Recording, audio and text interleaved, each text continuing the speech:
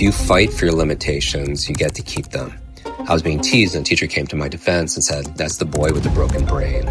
The art of memory is the art of attention. Somebody who reads a book and doesn't apply it, their life is no better off empirically than somebody who's illiterate. I heard from this guy, he takes a shot of olive oil. Is there a tie there between how the olive oil helps the brain and also fights inflammation?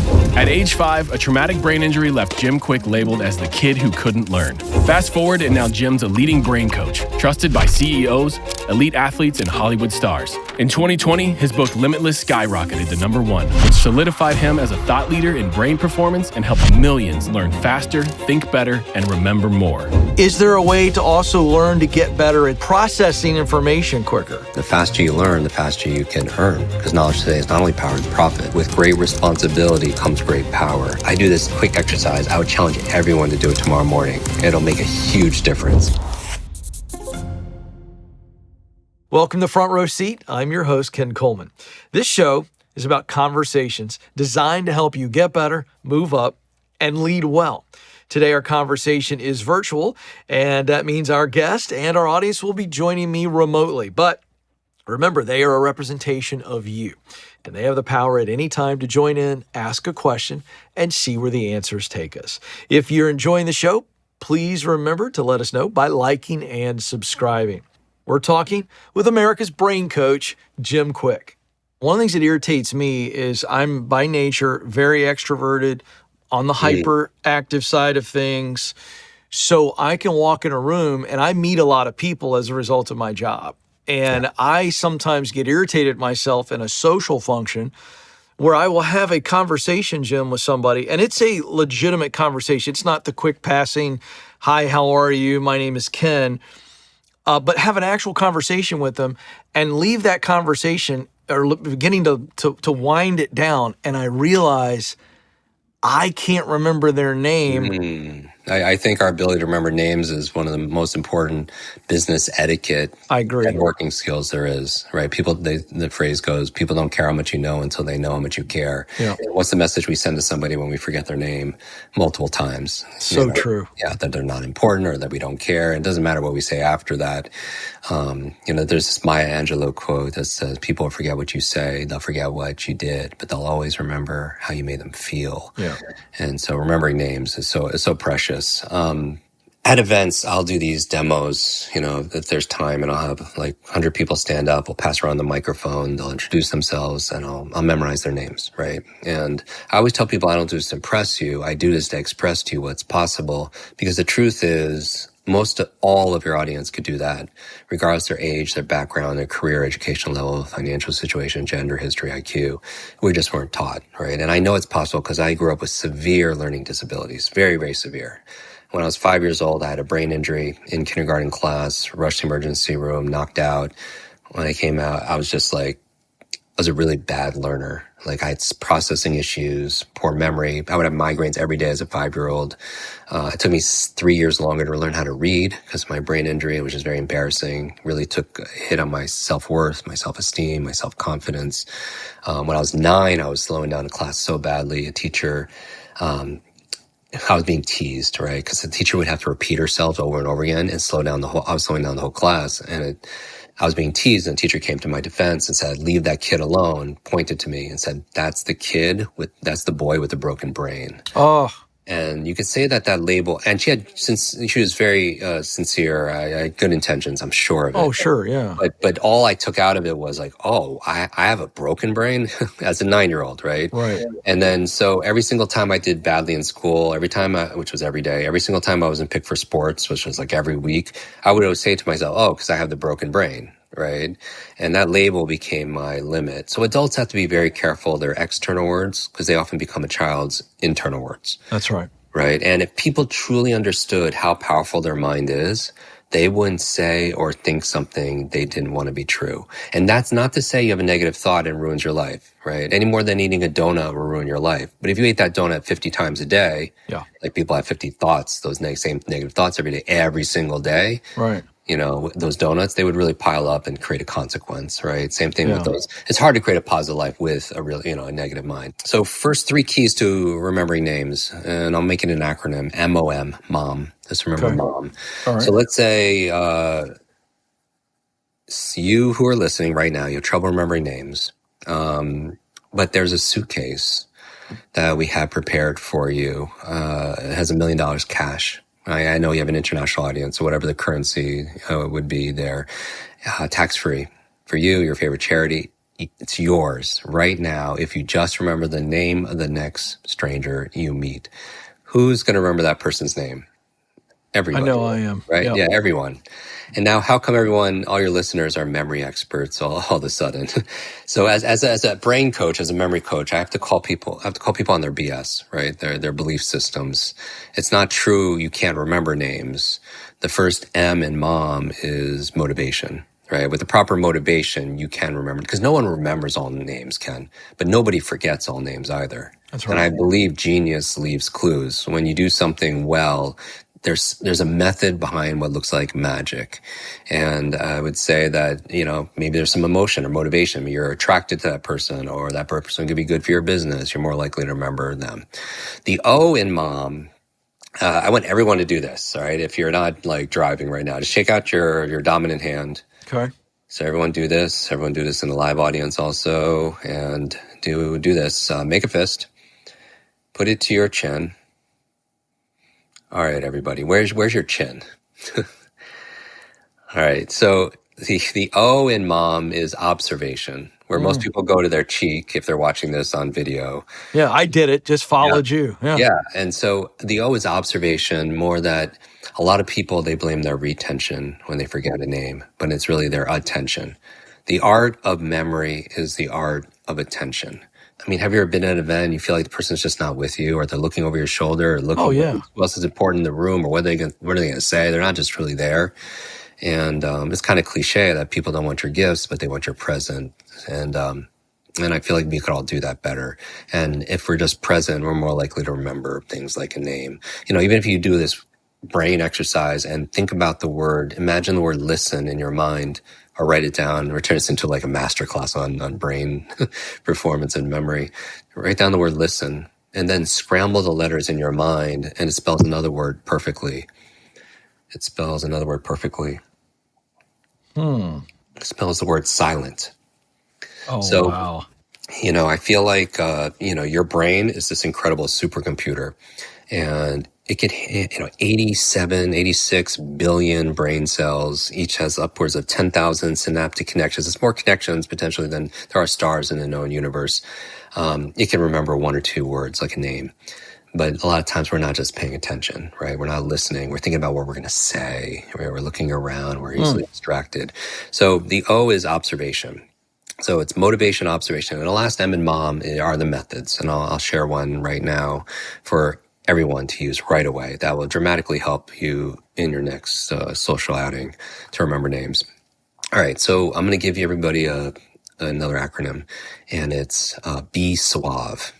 Be suave. All right. Okay. The next time you're out, you're at a conference, you're at a wedding, you're checking yourself in the mirror, I want you to say, I'm going to be suave, right? Okay. And the B is believe, right? Because you believe you can or believe you can't, either way, you're right? Henry Ford said that. I'm in front of a good 250,000 people live a year as a speaker. Right. People will invariably pull me aside and say, "I'm so glad you're here." In the like whisper, they're like, I'm getting too old. I'm not that smart. I have a horrible memory." And I always say the same thing to everyone, Ken. I always say, "Stop." I put my hand up. I say, "Stop." If you fight for your limitations, you get to keep them. If you fight for your limits, they're yours, right? And you think about like the beliefs we have. You can learn a great method on how to make money. But if your belief is money is the root of all evil, I have to hurt people to make money, it doesn't grow on trees, whatever, you're still going to be stuck in that box, right? Because all behavior is belief driven. All behavior is belief driven. And so even if you find yourself saying, I don't have a great memory, I would challenge everyone just to add a little word like yet at the end. I don't have a great memory yet. And it just feels different. It just lands different. Right. So that's the B. be careful of because your brain is this incredible supercomputer, and your self-talk is a program it will run. So if you tell yourself, I'm not good at remembering names, as I'm sure some people are thinking, you will not remember the name of the next person you meet because you program your supercomputer not to. Right. So that's why we start with the B, swab. The B is believe. The E is exercise. And I just want to remind people that practice makes progress. Right. Yep. So like, I'm very good at remembering names. I've been doing this for, turning 52. I've been doing this for almost 34 years as a coach, full time. I haven't done anything else. And I've seen a lot. And what I've seen also is that, like, I'm good at remembering names, but I haven't gotten better after the first couple months of practicing. Because once you know how to do, you know how to type, you know how to type. Right? You learn how to parallel park, you know how to parallel park. You know how to tie your shoes, you learn how to do that, then you could just do it. It's just second nature. And so E in B Suave stands for exercise. And I don't mean physical activity, although that's great for your brain. We could talk about the science behind that. I'm talking about practice, right? So the bad news is it takes effort, exercise. The good news, not as much as you think. You do something a little bit each day for 30, 60 days, and it's just, you know how to do it. And so I encourage people to schedule this. And where can you practice? I mean, who doesn't, you have a relationship with a human being? Like, it's just, or you're watching television, you can always practice. And it's like that Jim Rohn quote, what you practice in private, you're rewarded for in public. And I think the number one skill to master for all of us in this age of data, where knowledge is not only power, it's profit, the faster you can learn, the faster you could earn. Our ability to learn rapidly and translate that learning into action is the ultimate competitive advantage. Because when you can learn how to learn, you can learn how to focus and think and remember, understand, read faster, whatever it is, what can you apply that to? Everything. You apply that to medicine, to marketing, to management, to money, to martial arts, to Mandarin, to music. Everything gets easier in your life. It's like the lead domino skill. Yeah. So suave. When you meet somebody, the first thing you do, the S in suave, you say their name. Okay. All right. Because you get to hear it twice. Once from them, once from yourself. Mm-hmm. And also, you want to make sure you heard the name correctly. So you don't want to have a 20-minute conversation with Ken and say goodbye, Ben. Right? Yeah, because it could be loud, there's going to be ambient noise, it means you heard it. Like, this is like a Seinfeld episode. Wasn't there a Seinfeld episode where I feel it's absolutely, I feel like, yeah. Dating somebody, intimate with her, and he forgot her name. Yes. And it rhymed with a part of the female anatomy. Yeah, it was an entire show. It's one of the greatest of all time. And he's trying to guess and figure it out and get her to reveal it. He's trying to go into her purse and see her driver's license, or introduce her to George or Kramer and get her to say her name, and it didn't come out till the end. But it's a common challenge. So the first thing to mitigate that, you say the name. Yes. The U say the name. Yes. The U is you use it. And that's common sense, but it's not common practice. Use it 3 or 4 times in the context of the conversation. Now, you use it, you don't abuse it, right? Ken, thank you so much for having me on the show. Ken, very big fan. Ken, how can we make this amazing conversation? That would be an abuse, right? Right. That's like the Seinfeld close talker episode. Like 100%. Yeah. So use it 3 or 4 times. It'll help you remember. The A in Be Suave, this is a good one. It's for names that are unusual, maybe names we haven't heard before. And that is, A is ask. I want to remind everyone's favorite subject. It's not travel, entrepreneurship, or health and biohacking, whatever. It's themselves, right? That's right. It's totally true. And what can you ask about a person's name? I mean, there's so many things you could ask. Who are you named after? Where are you from? How do you spell it? What does it mean? I remember I was doing a training in the U.S. for the country's largest life insurance company, and the training director's name was Nankita. And in front of about 100 of her coworkers, I was like, "That's a beautiful name. How do you spell it? Where's it from? What does it mean?" And she paused. I was like, "What does it mean?" And she said, "It means graceful falling waters." And based on her coworkers' reaction, I was like, "Wow, how long have you worked here?" She's like, "This amount of years with many of these people here. Yeah, there are a lot of my friends. They were at my wedding." I was like, "Wow." And out of 100 people, I said, "How many people in the room knew that's what her name meant?" How many people raised their hand? Not one person, and so that created a bond. It created over a decade of client work. I'm not saying that's the only reason, but as they say, a name is the sweetest sound in a person's ears. So ask about a person's name. And then finally, the V and the E. The V is the big one, is visualize. We tend to remember more what we see.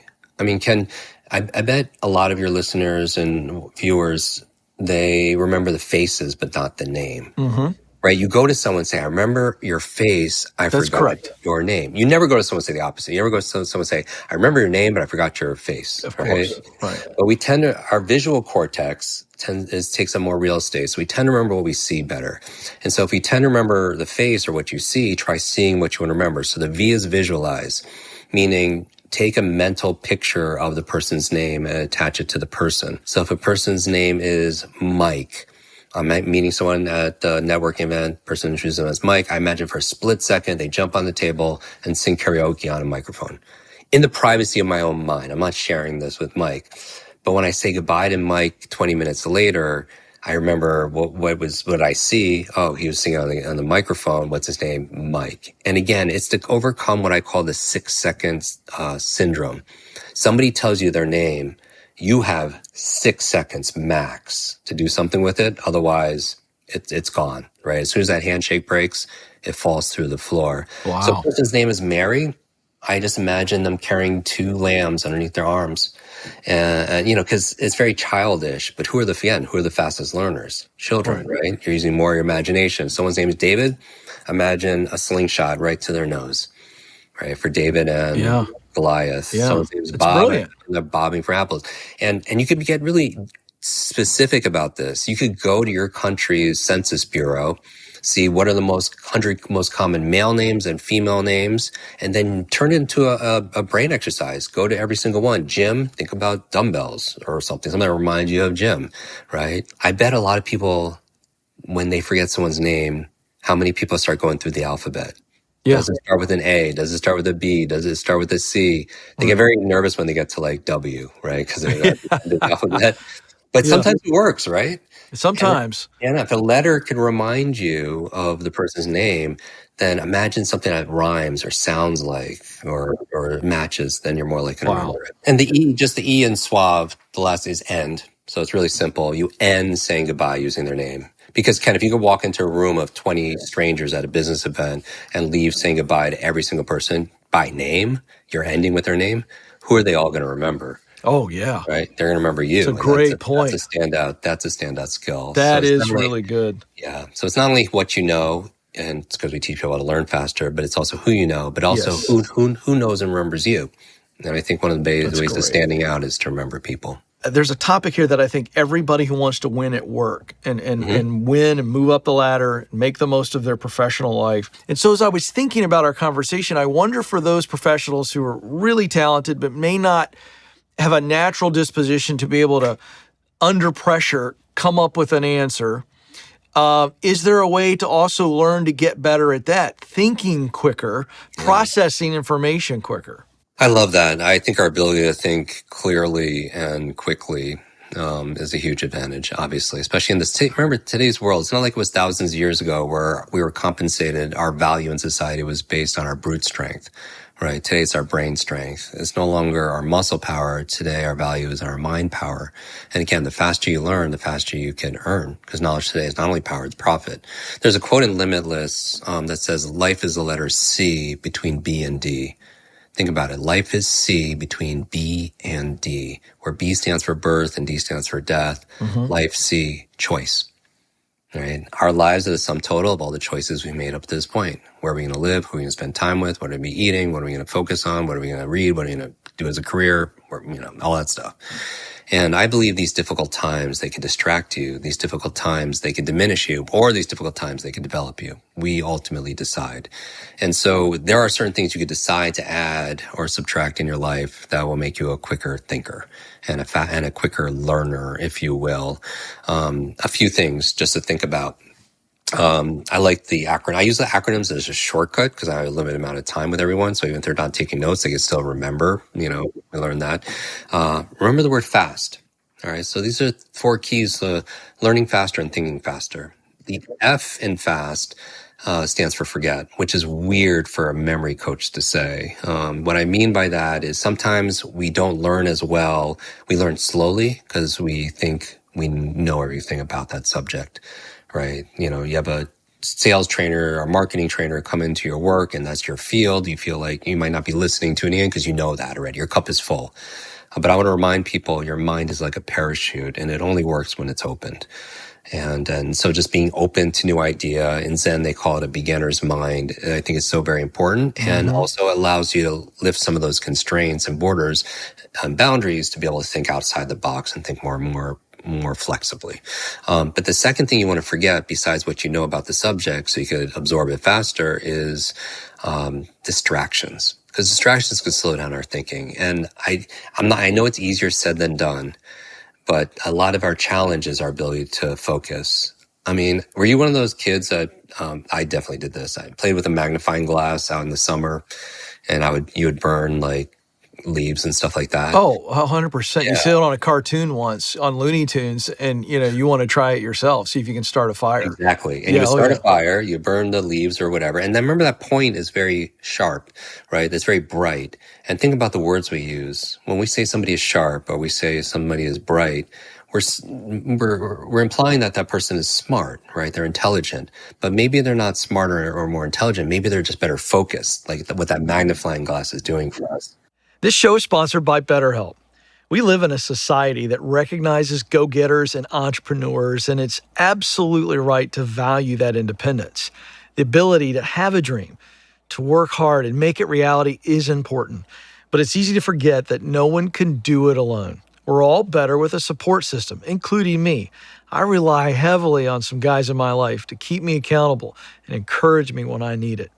And therapy can also be a great source of support for any area of your work life or personal life. So if you're thinking about starting therapy, try BetterHelp. BetterHelp is 100% online therapy with licensed therapists. That means you can talk with your therapist when it's convenient for your schedule.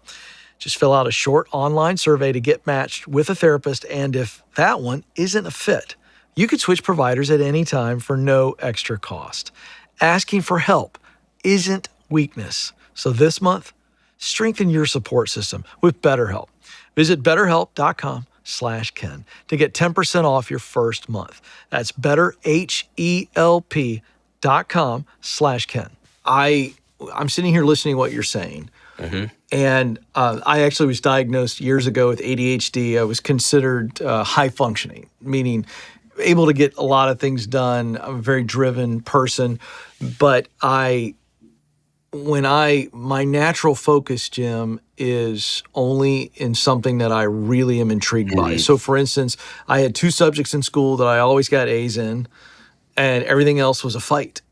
And I literally couldn't do the work, didn't want to do the work. Now as a professional and mature adult, and that's debatable, but realize that my focus, I still struggle with focus to this day, except for the natural where I am very interested. So there is a natural interest, a passion, a curiosity, some emotion that is driving a locked-in moment. Yeah. And so I'm bringing this up because I'll put myself out as a test case dummy, because I still struggle with little things like, where did I leave my keys? Or my wife asking me to get one item at the grocery store, and I didn't do my nose to toes operation that you taught us earlier. So I struggle with focus, except for in areas of extreme interest. Yeah, I have a couple ideas, because I think you're not alone. We have a podcast. We have over 400 episodes. Every episode's only 20 minutes long, and we cover. I interviewed Dr. Daniel Amen about ADD and ADHD, and he actually says there are actually 6 or 7 different types of ADD. Like, I have a meditation practice, and I don't love to meditate at all, but I don't do it to be enlightened. I do it to train my focus. Because invariably I'm sitting down and I'm breathing or whatever, and my mind goes to something that's going on in the world, or politics, or, like some client information. When I pull it back to something like my breath, or I pull it back to a mantra, like a word, then all of a sudden I've exercised my focus, right? And I built those neural pathways. So when I'm distracted later in the day with my children, let's say I'm on a work Zoom, I need to focus, my mind's going somewhere else, I have a practice of pulling it back, right, to the present. so I could be here and now. And so number one, you could do that. And the other thing is knowing that focus is a muscle. Think about how we exercise our focus and our distraction, because the goal is you starve your distractions and you feed your focus. Yes. Right? The biggest challenge, I have a video, it's like 10 years old. It's with me and Simon Sinek on YouTube. It has 38 million views. And it's a compilation video, but I'm just basically saying, don't touch your phone for 30 minutes the first part of the day, like 10 years ago, and then the last 30 minutes a day. But here's why. When you wake up, Ken, in the morning, you're in the most relaxed, suggestible state you'll ever be in that day. And the first thing you do is pick up your device. You wire your brain for two things that's disrupting your productivity and your performance and your peace. Number one, distraction, right? Every ring, ping, ding, app notification, social media alert, every like, share, comment, cat video, it's like a dopamine flood. And you're flexing your distraction muscles and you wonder why you can't focus later in the day. But the other thing that you're doing that people don't recognize as much, not only are you wiring your brain for distraction, you're wiring your brain for something that's equally damaging, which is reaction. Mm-hmm. Meaning, have you ever gotten a message? It could be on social media, comments, a voice message, an email, whatever, phone call, and it just ruins your day. Like, oh yeah. Because all of a sudden, you wake up and you pick up your phone and you're on the defense and you're fighting fires. You know, my buddy wrote a book called The Motivation Manifesto, Brendan Burchard. He says that your inbox is nothing but a convenient organizational system for other people's agenda for your life. So true. You're reacting to everything. So how do you build a quality life and win that day if you're distracted and you're reactive? And that's what the phone would do. What I would recommend, because you can't just stop doing that, you have to start doing something else, is I do this quick exercise. I would challenge everyone to do it tomorrow morning. It'll make a huge difference. And people could post on social media, take a screenshot wherever you're consuming this, tag Ken, tag myself, and just tell us your results. Okay. Wake up in the morning and keep your eyes closed. And I want you to do this quick 2-minute visualization exercise. I want you to imagine you're coming fast forward to the end of the day and you're coming back to that bed to go to sleep. And you're in my case, my wife asked me, how was your day?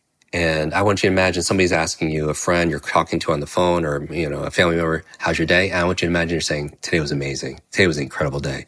I crushed it today. And then ask yourself, what had to happen in order for me to feel that way or to say those words? And I want everyone to think about 3 things personally and 3 things professionally. Wow. Because I feel like we could do anything, but we can't do everything. That's and right. Nobody's getting through a 300 to-do list, right? That just works through a month. And they don't have to be huge things. But most times we can't celebrate. Like, when it's time to celebrate in sports because there's a scoreboard, but we don't have a scoreboard for our days, right? And that's my focus for the day. So that's the F in FAST. Is just forget what you know so you can think more clearly and learn more effectively and just forget about distractions if you can. If you are worrying or ruminating, what I do is I just schedule. I say like, hey, at 4:15 is when I'm going to worry about stuff. If my mind's going to something when I'm studying or in a conversation, I can let it go because I know I'll deal with it later, right? But everybody has a different mind hack. The A in FAST, just very quick to think, is being more active. I want to remind people that learning and thinking is not a spectator sport. And the brain doesn't learn best through consumption. It learns best through creation and co-creation. So like taking notes would be a way of being more active right now for everybody. Okay. Asking questions, posting questions on social media would be a way of being more active, right? Yeah. And, we get what we put into it. And so, again, knowledge by itself is not power. It has the potential to be power. That's right. It has power when we implement it. And you know this. All the podcasts, programs, mentors, none of it works unless we work it, right? So being active in that process. The S in FAST is state. I want to remind everyone the emotional state we're in will affect our thinking. The emotional state that we're in will affect our learning and our memory. And I want to remind everyone that you are a thermostat, you're not a thermometer. This is a nice kind of analogy to think about, where a thermostat, its only function is it reacts to the environment. It reacts to the temperature. And as human beings, we react sometimes to politics or how people treat us. But the most fulfilled people, certainly successful, they are more a thermostat. They don't react to the environment. They gauge. They know the temperature. They're paying attention. But they set a temperature and the environment reacts to you. And you as a human being, you set a vision, you set KPIs, you set a goal, and then the environment, you're taking the invisible and making it visible, right? And that's the difference that makes the difference. And I think the most important to have agency over is how you feel.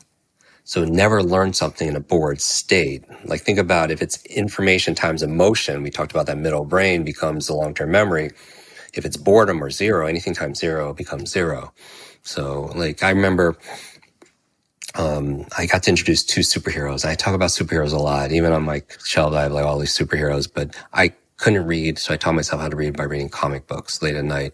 When my parents thought I was sleeping, I'd be under the covers with a flashlight. And years ago, two people I know wanted to meet each other. So I set a dinner, right? And it was Richard Branson and Stan Lee. And I was doing a lot of programs for Virgin and the company. And Stan, not Stan Lee, but Stan Lee, the creator of, Mr. Marvel. Yeah, exactly. And when we're in the car, I was like, I'm so nervous because I'm very shy because that was I was very shy growing up and I still have that default. But I needed to know. I was like, Stan, I need to know who you created all the amazing superheroes. Who's your favorite? Yeah. And he looks at me and he says, Jim, it's Iron Man. And he said, Jim, who's your favorite? And he had this Spider-Man tie I posted on Instagram. I was like, Spider-Man. And without a pause, in his iconic Stan Lee voice, he goes, with great power comes great responsibility. Yeah. And maybe because I had a brain injury, truth be told, I reverse things when I hear it sometimes or when I read it. I reverse like words and I heard something different. I'm like, Stan, you're right. With great power comes great responsibility. And the opposite is also true. With great responsibility comes great power. Yeah. When we take responsibility for something, we have great power to make things better. And I think the most important thing to be responsible for is how we feel. Like you have a to-do list. Do we have a to-feel list? Like what if we had 3 emotions we wanted to cultivate that day and exercise and flex that day? Because a lot of people, when they're faced with a difficulty or a demand or some kind of debate at work or a family member, you ask like, what do I need to say? What do I need to do? When I would say, pause, don't ask what you need to do. Take a step back and say, who do I need to be? Like, what do I need to feel at this point? And maybe it's compassion. And then the doing takes care of itself. Right? Out of that state, because all learning is going to come from that state dependency. And so I would say, always monitor your state. There's a state of flow where you lose your sense of self and time and it's effortless and you think more clearly, right? And there's also strategies that we teach in Limitless and other places to make better decisions. And finally, the T in FAST. So you have forget, you have active, be active, S is state, the T is teach. One of the best ways to be a faster thinker is to teach what you know, because you take advantage of something called the explanation effect. The explanation effect in science says when you learn with the intention of explaining something to somebody else, you're going to learn it better and faster. I love this teaching on focusing because I think that focus is the name of the game right now. Yeah. In a highly distracted world, in a world where we have hybrid workplaces, we have so much more going on. The American culture, let's just be honest, the American culture is a culture of busy.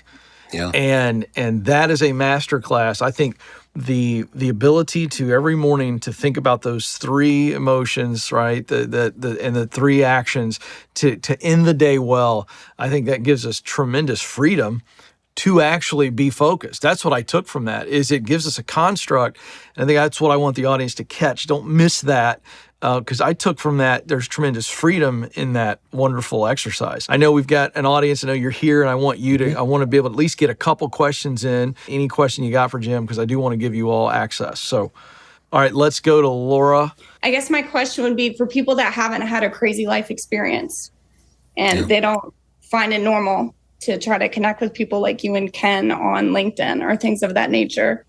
How do we encourage other people to understand that taking agency and connecting with powerful people in the world is just something that they should do and something that it's not just like a joke that they have that freedom? For me, Laura, I'm going to thank you for asking that question.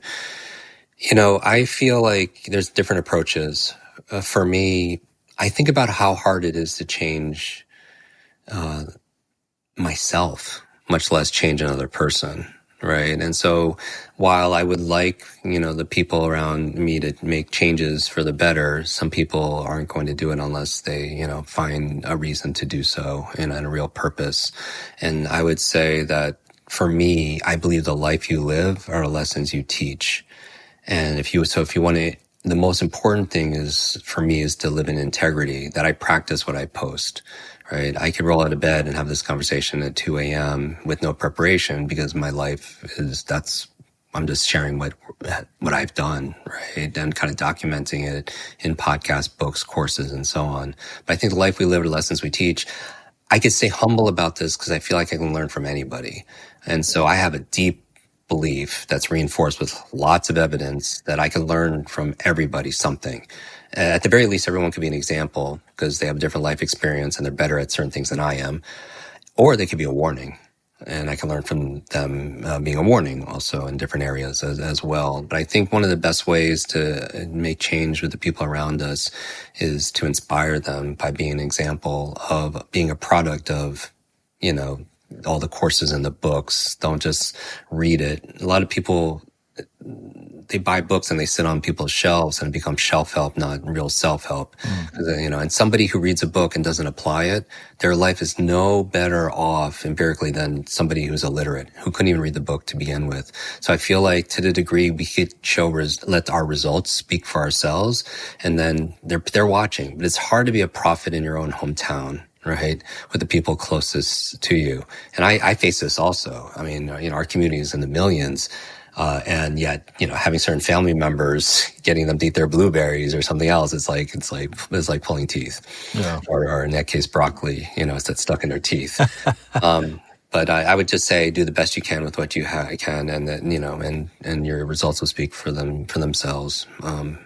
And that also, it's important that certain people in our lives, we could choose who we love, but, we could also choose who's our peers, like who has emotional influence on how we feel about ourselves and act. And, if we just fuel our lives with the opinions and expectations of other people, we're going to run out of gas, even if those are positive opinions. Right. And so be a thermostat, not a thermometer, and lead by example. Yeah, Laura, I got a question. The nature of your question tells me you're thinking of somebody. Do you mind sharing? You don't have to share their name if you don't want to embarrass them, but who is this person that you are asking that question on behalf of, and what is that? What is their unique challenge that you're trying to help them with? Because I've got something, but I want to know that first. My mom is a huge Ramsey fan. Mm-hmm. She introduced me to you. Mm-hmm. I knew Jim because of my brain injury, but she loves being a consumer of all of this information. And she's incredibly intelligent, but she has somewhat of a limited mindset about stuff outside of work. So retirement, can be very difficult for people that don't want to, take the limits off themselves as far as what they spend their time doing, especially if they love their job, which she does. Mm-hmm. So I think about my mom.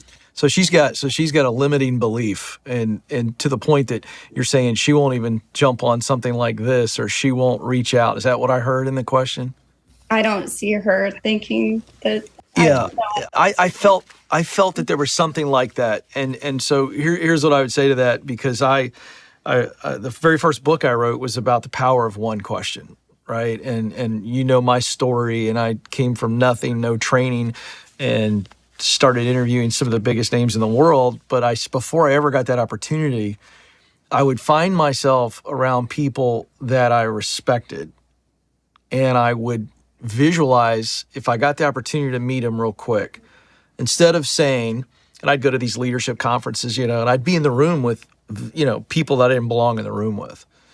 And I would think, I don't want to walk up to him and say, hey, Jim, I love your book, Limitless. It changed my life. Because Jim's heard that a lot. And not to minimize that, it still matters to Jim. But if I meet a Jim in a green room or whatever, and I'm going to bring this back to your mom, I'm going to have one question ready for Jim. And so I'll say, hi, Jim, and then I'm going to ask him a question. And in doing so, I've disarmed him, because if it's a thoughtful question, he thinks I'm going to come up and say something like I demonstrated. And so I'm handing the ball to him, and inevitably people like him and successful people in your mom's life that she may feel intimidated, like she doesn't belong around them.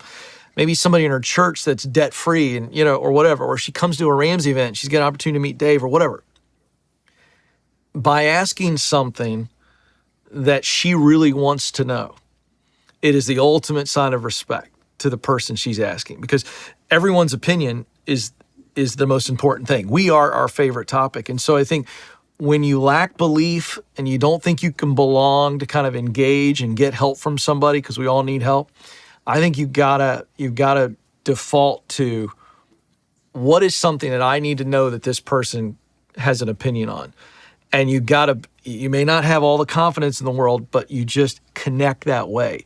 And you begin to believe that successful people want to help other people. It's the one misnomer about successful people, Jim, that I think people that criticize people that are successful is they don't understand when you actually meet a successful person. There are some jerks out there, and you and I have met them. But most of them have this attitude. If you're bold enough, and even if you're nervous, and your mom's nervous and shaky, but the boldness to just ask a question, I find that successful people, Jim, want to say, come on, the water's nice where I'm at. I want to help you because I didn't get where I'm at on my own. Would you agree with that? Yeah. You'll never see like a fitness athlete, criticize somebody who's, going to the gym and, just starting out any more than you would a writer who's somebody else's like. And it's a good reminder that every professional was once an amateur, every expert was once a beginner, and we all start there. For me, the reason I do these demonstrations, or even in our courses, teach people how to double their reading speed, or even what we did with the food, is you could teach that to your mom, because you're getting her to do something she wouldn't normally think she could do. And she thinks like, wow, if I could do that, what else can I do? And it starts to redraw the borders and boundaries of what's possible. So sharing what you've learned in a practical way, very small. So the key to motivation is, for motivating yourself or somebody else, is P times E times S3. And so this is, for me, I realized when I was writing Limitless, I was going to send the book to the publisher, and I was like, well, 100% of the people get the results they're hoping for. My honest answer was no, because it was all methodology. But you have to address mindset and motivation. Otherwise, people won't do it, the methods. But P times E times S3, and I hope this serves everybody in some way. The P is purpose, right? And for me, it's the reason. Without the reason, you won't get the result. Things have to go from your head to your heart, then they'll go to your hands, right? You could have goals in your head, but if you're not acting with your hands, you're procrastinating. Check in with this. So a few years ago, I saw someone on the street really quick, and the person I didn't recognize and said hello to me. But when I heard his voice, I knew exactly, because it was very embarrassing, right? I'm a memory guy, so everyone expects me to remember everybody. But when I heard his voice, I remembered who it was, but he looked completely different. And the backstory is, this guy was unhealthy, like the most unhealthy person I knew for the longest time. When I saw him that day, he looked younger. He had this glow. He lost all this weight. I mean, he was unrecognizable. And I asked him, because I'm curious, right? Genius leaves clues. What were you doing? And he tells me all these things he was doing. I was like, me and our friends were telling you to do this for years, and you never did it. You took pride in being unhealthy and doing your vices. He's like, yeah, but I was on a business trip. I came home and my daughter was crying hysterically. And when she stopped, I realized she told me she had a nightmare that I died. I wasn't there to, for her. And he found purpose, because everyone intellectually knows what they should do. But if you don't feel it, we're not going to do it. And so I feel like purpose is very important. But the E in P times E times S3, to motivate yourself to do something, is energy. And I want to remind you that when we're exhausted, we're not very courageous. And we don't act. We don't have the fuel. So that's why we talk about, the best foods and optimizing your sleep and the supplements help you really charge your energy. Because if let's say you want to work out, you don't have the purpose, you're not going to work out. But if you don't have the energy, you're not going to work out or read. And then finally, the S3, probably the most important thing, is small, simple steps. Sometimes we are not motivated ourselves or motivating your mom because she doesn't feel purpose, or she doesn't have the energy if she's exhausted to do something new. Or maybe that thing is too daunting, too big, and a confused mind doesn't do anything. So how do you mitigate that? Small, simple steps. And maybe working out, getting a family member to work out at the gym is too big of a step, but a small, simple step is putting on your running shoes. Like, we had a biological dentist on our podcast talking about oral health and brain health. And I was like, how do you get people to floss? And it was like, your kids, get them to floss one tooth. That's a small, simple step, right? Then they're more likely to follow through. No one's going to stop at one tooth. Like, just like leaders or readers. If people see me on social media with Oprah or Elon or whoever, people ask how we connected and bonded. We bonded over books, right? You read to succeed. It's the most important brain exercise you can do is read books. But if you're not doing it as part of your regular daily routine, maybe a small, simple step, open up the book, right? Everyone could do that. Read one line in a book. Right? Because little by little, a little becomes a lot, right? Because inch by inch is a cinch, yard by yard is just too hard. But that consistency compounds. So talking to your mother or anybody listening here to motivate somebody else, purpose, energy, breaking things down to small, simple steps. I'll share with you 10 of my favorite brain foods. And I'll give you a little trick to memorize all of them. That's fun. And maybe our audience could do it with us. Some of my favorites. Now, let me state this up front. Everyone's a little bio-individual. It's not meant to diagnose or treat any kind of disease. Those are my kind of disclaimers to protect you and protect us. But also, but everyone, some people could be allergic to some of these foods. Obviously, talk to your nutritionist and registered doctor. All right. So some of my favorites, no particular order: avocados, the monounsaturated fat in avocados, good for the brain. Blueberries, I like to call them brain berries, high in antioxidants, very neuroprotective. Again, I'm going to show you how to memorize these real quick also as well. Broccoli, the sulforaphane in broccoli is very good for cognitive health and performance. Olive oil is a brain food. So preparing your food with olive oil, using it in salads. Number 5, if your diet allows, eggs. The choline in eggs leads to acetylcholine, which is very important for cognitive health. Green leafy vegetables like kale and spinach, good for your brain. You need your fatty fishes, whether you get it from wild-caught salmon, sardines. That gives you your omega-3s, your DHAs. A lot of people know it's a very important supplement for your brain also as well. And how about a few more? Turmeric. Kind of an interesting one. Turmeric. It helps to lower systemic inflammation. The active ingredient there is curcumin. Some people, if not getting turmeric, they can supplement with that also as well. I always prefer people get it from the foods. Walnuts is a brain food, high in vitamin E. As a memory trick, they also look like the human brain. Wonderful to snack on. And finally, everyone's favorite probably is dark chocolate. The flavonoids there. Well, generally, what's good for your mood is going to be good for your mind. It has to be dark chocolate, though. And Ken, if there's time, I could get in a few minutes. I could show people how to memorize this as kind of a memory exercise. Yeah. Okay, I want to do that, Yeah. but this is interesting. I had somebody tell me this in the gym of all places, so this is hysterical. But I also had heard from this guy. He takes a shot. He literally has a shot glass, and he takes a shot of the olive oil every day. He also said it's great for fighting inflammation. Is there a tie there between how the olive oil helps the brain and also fights inflammation? Yes, so it does help reduce inflammation also as well. So one of the extra benefits there, with the oils out there, we have to avoid like those seed oils. A lot of fried foods, and it comes in different forms. But you notice everything on the list is as natural as you could get. You don't want to be processed, high sugar, because that would be on the other side of a good brain diet. You could train your memory. It's like a muscle, but it's use it or lose it. And when's the last time we really exercised this muscle? So one of the ways we could do it is to just exercise, and we'll practice memorizing the 10 things that we just talked about, the 10 brain foods. Okay. This technique is called the memory palace, where we take a place we're very familiar with, and we store the information we want to remember. Let's say it's a speech, or in this case, brain foods, in that familiar place. And when you need to recall it, you go in mind's eye and you imagine that place, and you walk around and you see those things in that place, and they serve as a trigger to remind you what you want to remember. And so, wow. Yeah, so this is it takes more time to explain it, as I just did, than actually.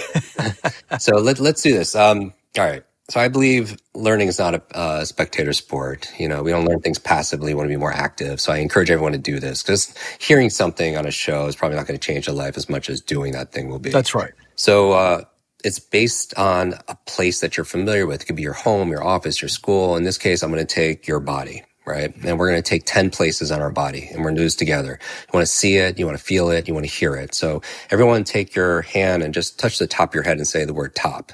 Top. All right, top. And we're going to go right down our body. 2 is nose. So what's 2? Say it out loud. Nose. Nose. 3 is mouth. Mouth. Mouth. Good. 4, you're going to go to the side. Ears. Ears. Everyone do this, even though Everybody. 4 is ears. All right. 5 is going to be your throat. Okay. 5 is throat. All right, so we're halfway there, and we're Okay. training our memory. And most people still remember it. It goes from top to throat. Top, nose, mouth, ears, throat. Number 6 are your shoulders. Everyone touch your shoulders and say 6, because 6. yeah, which is your shoulders. Okay. That's your verbal memory. 7 is your collar. What's number 7? Everyone touch your Collar. collar. Good. 8, just wiggle your fingers. 8 fingers. 8. Your fingers. 9 is your belly. So what's Belly. number 9, everyone? And 10 is your bottom. Your rear end, touch your bottom. It's very fun to say belly and bottom on a professional podcast. I feel like we are back in kindergarten. This is very exciting. I promise you, yeah. And think about the fastest learners, children. That's Think great. how fast they can learn a musical instrument or another language. And so now we have 10 places in our body. And this becomes a filing system for what you remember. I had the opportunity to train a lot of TED speakers to memorize their TED Talks and how they would do it. The same as this Greek orator, take places that you're familiar with. Maybe it's your kitchen or your living room, walk around and put your key ideas and points around, maybe clockwise. And again, you'll never lose your place. So here we go. We have 10 places in our body, and I mentioned there are 10 foods. And what we're going to do is you're going to imagine it in that place and use a little bit of humor, because we tend to remember things that touch us emotionally, right? Okay. Information by itself is very forgettable, but the key to long-term memory is information combined with emotion becomes unforgettable. All right, because this is how your brain kind of works. If you make a fist, so everyone make a fist, and that your wrist is your reptilian brain, right? That takes care of your survival. It makes your heart beat 100,000 times a day. You're breathing, regulate your body temperature. Your fist is your middle brain. And 2 parts I want to highlight is your middle brain. You have like a seahorse looking part of your brain, and that's your hippocampus, which controls memory. Attached to that seahorse is a part of your brain that looks like an almond, and that is your amygdala. A lot of your audience might know that your amygdala is like a switching station for your emotions. But isn't it interesting that seahorse and almond, the memory and the emotions are tied? Most people, there's probably a song you could hear, it could take you back to when you're a teenager, because that's the emotion, right? Or food or fragrance could take you back to when you're a child. And then if you put your hand on top of your fist, so your other hand on top of that fist, that's your neocortex. The neocortex is when you say you have, this is your new brain, right? Your third brain. This is where when they say you have your left and right hemisphere, that's your neocortex. Okay. And if you split it down the middle, you have something called the corpus callosum, which is a bridging station between the two, which we could talk about why that's important a little bit later in terms of making decisions. But just emotion. So what we're going to do is you're going to say it and feel it and do it. All right. So the first place is your top, and the first brain food were avocados. So what we're going to do is rapid fire. Now, when everyone imagine making guacamole as a scalp conditioner. Oh, I like that. Yeah. And don't just hear us say it. You got to do it. You got to see it. You got to feel it. Feel it, smell it, maybe taste it. Second place on your body after the top was what? It was your nose. And the second brain food are blueberries. So I want everyone to imagine blueberries coming out of your nose. Like, what does that feel like? What is the blueberries? What do they smell like? Oof. If that ever happened once, you would remember for years and years, right? That's how your memory works. When you understand how your memory works, you can work your memory. So blueberries, smell those blueberries. Third place on your body was what? Your mouth. And the third brain food were broccoli. It was broccoli. So I want you to imagine a big piece of broccoli is stuck in your teeth. You know how embarrassing that is, right? You're going throughout the day, you have broccoli stuck in your teeth, but just imagine it's big. You have a lot of broccoli in your teeth. It's very embarrassing. Yes. Right? So, smiling with a large chunk. Very embarrassing. And there. Taste it. Taste what that tastes like. Okay, we're tasting it. All right. Good. Fourth place is, if everyone remembers, is your ears. Uh-huh. And the fourth brain food was olive oil. So imagine you're cleaning your ears with olive oil. Something silly, right? Or you're wearing olive earrings, whatever just reminds you of olive oil. Yeah. Fifth place is your throat. Uh-huh. Fifth brain food were eggs. So I want everyone to imagine instead of an Adam's apple, maybe you have a hard-boiled egg, right? Just feel it, imagine. It's so silly. Why would that ever happen? But that's why you'll remember it. So we're halfway there. 6 are your shoulders, right, on your body. And the sixth brain food were green leafy vegetables. So imagine you have shoulder pads made out of kale and spinach. I like that. And don't just hear us say it, just imagine it's there. What does that Very avant-garde, Jim. I like where you're going. Yes. Okay. Number 7, it was your collar, and I was salmon. So imagine you have a necklace made out of, I don't know, salmon sushi. Okay. Imagine it's a week old. Oof. Yeah. So that will make it stand out even more. You're taking something ordinary, you're making it extraordinary in your mind's eye. All right, we're almost done. 8 was on your body, was your fingers. And I want you to imagine the 8th brain food was turmeric. So imagine that golden powder all over your fingers. You can't get it off. It's in your nail bed. Golden powder turmeric. That's frustrating. Yeah. That would bother me. Things under my nails, audience, really bothers me. And then number 9 is your belly. Okay. And the 9th brain food were walnuts. So imagine you're out in the park, you're eating walnuts out of your belly button, something silly, right? Okay. See, imagine it. Romantic for some, you know, strange people, but we'll go with it. And then 10 is your bottom, and the 10th brain food was dark chocolate. And everyone can keep that to themselves. You don't need to know dark chocolate and your I'm bottom. glad you cut me off there. The 7th grade Ken was about ready to come alive again. That would have been unfortunate. Okay, all right. Here we go. So here's a test. You're listening to this right now, wherever you're consuming this. Maybe you're out, you're on a drive or whatever. Ken calls you up, say, hey, we're going to do a front row super brain party. While you're out, can you stop by the market, pick up these 10 things? And you're like, I'd love to, but I can't write it down, but because you're driving or whatever. But you did. You put it right on your body. I would love to do a test. Is there a brave audience member who wants to do this backwards? Julia, raise your hand. Okay, Julia. I'm going to turn you over to Jim. He's a great aide. He's really good at this. All right, Julia. Hey, Julia. Are you want to try it going backwards, starting with bottom? Sure. All right, here we go. So bottom is dark chocolate. Yes. I thought about that a little differently than Ken did when he was going to 7th grade. Good. I'm glad you did. And then belly is walnuts. Perfect. Fingers are turmeric. Very nice. Very good. Our necklace is the salmon or other fish. Yeah, sardines. Our powerful shoulder pads are leafy greens, so kale, spinach. Very nice. Number 5 was your... Okay, so that's our throat. This is our eggs. Very good. And then mouth. Ears is olive oil. Very good. Wow. Mouth is our chunk of broccoli. Blueberries. Right, in the nose, and then avocado. Amazing. Congratulations. Cool.